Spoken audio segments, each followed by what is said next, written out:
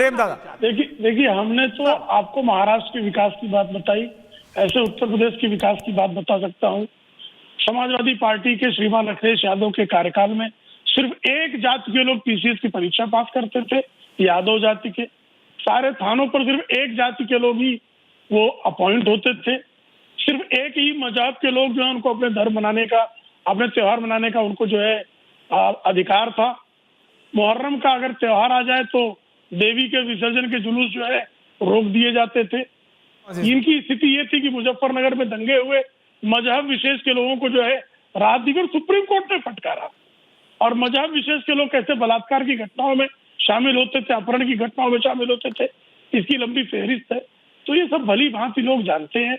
और भारतीय जनता पार्टी के कार्यकाल में किस तरह से गुंडे जो है निपट गए पूरी तरह से।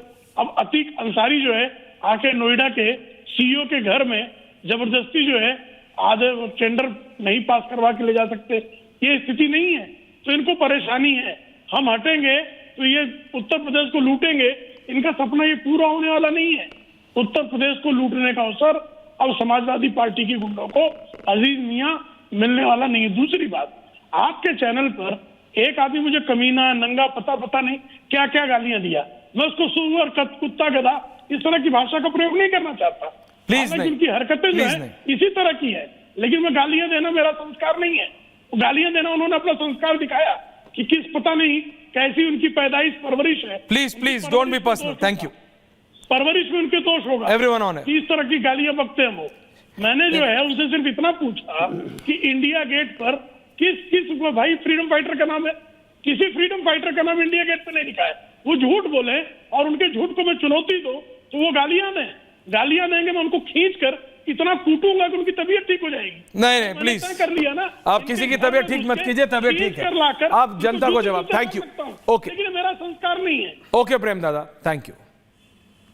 मैं एंडिंग कमेंट्स के लिए आ रहा हूं, स्वामी जी से शुरू कर रहा हूं, भाटिया जी आ रहा हूं। Swami ji ending comment, Swami ji with graphics. Bhatia ji आ रहा हूं उसके बाद, स्वामी जी विद ग्राफिक्स। जी Swami Dipankar ji, can you hear me? जी लाउड एंड क्लियर। आप सुन पा? मैं मात्र बस इतना कहना चाहता हूं, ठीक है आप लोग अपनी राजनीति करिए, बहुत बहुत शुभकामनाएं आपको आपकी राजनीति के लिए, मगर ये तो तय मानिए कि ना तो अब हिंदू बटेगा ना हिंदू कटेगा। हिंदू संगठित होगा और संगठित होकर हर चुनौती के सामने डटेगा, और इसका डटना और इसका एक होना किसी के विरोध में कतई नहीं है। इसका एक होना, संगठित होना अपने भविष्य और अपने मुस्तकबिल के लिए है। और मैं समझता हूं कि संगठित होना कोई बुरी बात नहीं है। पूरी दुनिया अपनों को लेकर संगठित होती है, और जब यही बात ओवैसी कहते हैं कि अपने वजूद के लिए मुसलमानों को एक होना चाहिए तो वो दिक्कत नहीं है। जब नोमानी जी महाराष्ट्र में कहते हैं तो दिक्कत नहीं है। अगर यही कोई बात स्वामी दीपांकर कह दे या सीएम योगी आदित्यनाथ जी कह दें तो दिक्कत हो जाती है। मुझे लगता है कि इस दिक्कत से अगर आपको दिक्कत है तो आपको अपनी दिक्कत का इलाज कराना चाहिए, मगर अब यह सिलसिला रुकेगा नहीं, अब कोई सन्यासी झुकेगा नहीं, यूं ही निरंतर संगठित होने का कार्य चलता रहेगा। भाटिया साहब, रतेंद्र भाटिया जी,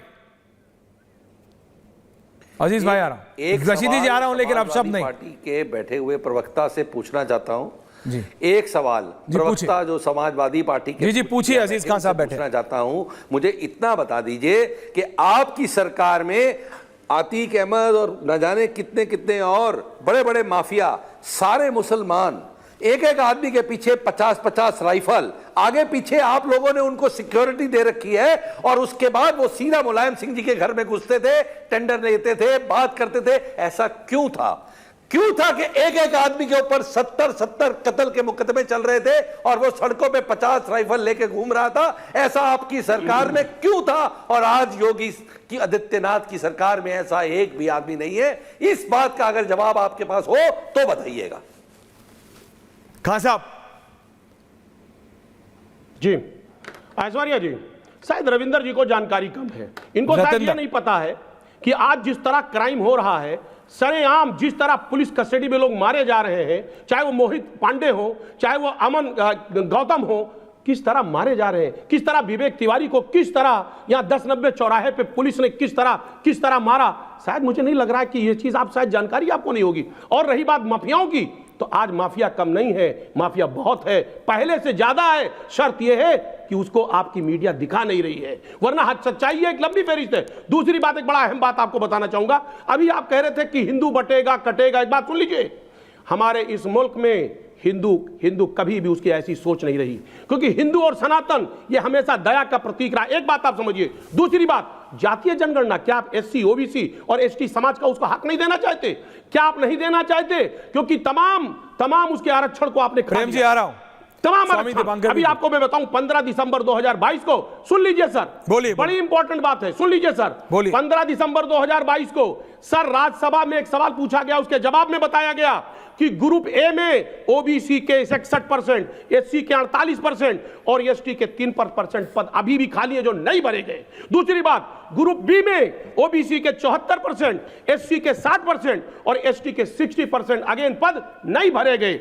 और ग्रुप सी में ओबीसी के 60%, एससी के 45% और एसटी के 53%। स्वामी जी वो बेसिकली कह रहे हैं आप नौकरी, आप सबको जोड़ने की बात कर रहे हैं, आप जातीय जनगणना के खिलाफ है, आप एससी ओबीसी के खिलाफ है क्या? स्वामी दीपांकर, आप एससी एसटी ओबीसी के खिलाफ है क्या? क्विक आंसर, उसके बाद प्रेम शुक्ला जी का एंडिंग कमेंट्स आना है। हाँ स्वामी जी जल्दी। मैं बस इतना कहना चाहता हूं, अगर गणना इस देश में कराना चाहते हैं तो कराइए इस देश में कितने रोहिंग्या हैं और कितने बांग्लादेशी, इनकी गणना कराइए ताकि बाहर निकाला जा सके। भारत देश है, धर्मशाला नहीं है। गणना करानी है तो इस देश में टैक्स पेयर की करवाइए।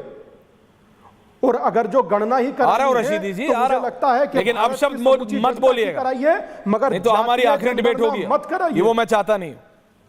रशीदी जी बताइए ना, रोहिंग्याओं की जनगणना से दिक्कत है क्या आपको? बांग्लादेशियों की, घुसपैठियों की?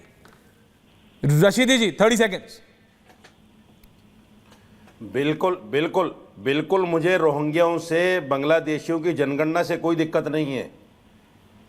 मुझे दिक्कत है कि दलितों को उनका हक नहीं दिया जा रहा है। आपको दिक्कत है?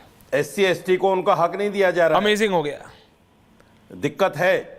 और जो लोग साफ सुथरे बनने थे बैठ के, ऐश्वर्या कपूर मुझे डांट रहे हो आप। आपने कभी प्रेम शुक्ला को एक बार नहीं बोला कि नहीं, तो उन्होंने ऐसी गाली नहीं दी, आप गाली नहीं देंगे, आप शब्द ऑन एयर नहीं करेंगे, आप नहीं देंगे, आप आखिरी डिबेट होगी, नहीं देंगे। नहीं, आप गाली नहीं दे सकते हो, सच में होगी। आप गाली कैसे दे सकते हो ऑन एयर? आपने मुझे एक बार कहावत बताई थी कि आपके यहाँ कहावत है कि दाढ़ी और टोपी पहन के ऐसा नहीं करते, आप उतार दीजिए। इन्होंने ही मेरे को, प्रेम शुक्ला जी, एक बार ये मुहावरा बताया था कि टोपी और दाढ़ी पहन के मौलाना ऐसा नहीं करते, और ये गाली दे रहे। नहीं, जब किसी का तर्क समाप्त हो जाता है, नहीं रखे रहो, कोई बात नहीं, जा रहे हो। प्रेम शुक्ला जी एंडिंग कमेंट्स, छोड़िए ना टॉपिक, हो गया फ्रीज तो होने दो। हाँ, किसी का तर्क समाप्त होता तो अपशब्द शुरू होता है, वो गलत है। एंडिंग कमेंट्स आपके। मुद्दे की बात यह है कि इस देश में मुस्लिम आरक्षण नहीं हो सकता है, क्योंकि संविधान निर्माताओं ने बाकायदा ये कहा है कि धर्म के आधार पर इस देश का एक बार विभाजन हुआ है। 1919 में धर्म के आधार पर आरक्षण दिया गया, 1947 में खूनी संघर्ष के बाद ये देश बंट गया। अब इस देश को फिर खूनी संघर्ष में ढकेलने का ऐसा कोई कदम नहीं उठाया जा सकता। इस देश में अंतिम व्यक्ति को सशक्त करने की हर योजना पर काम होगा।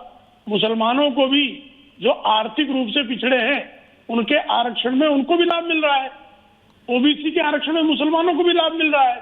तो अलग से धर्म के आधार पर आरक्षण देने की जो कोई बात करता है, वो इस देश के संविधान की आत्मा को कुचलने का कुकृत्य करना चाहता है। ओके।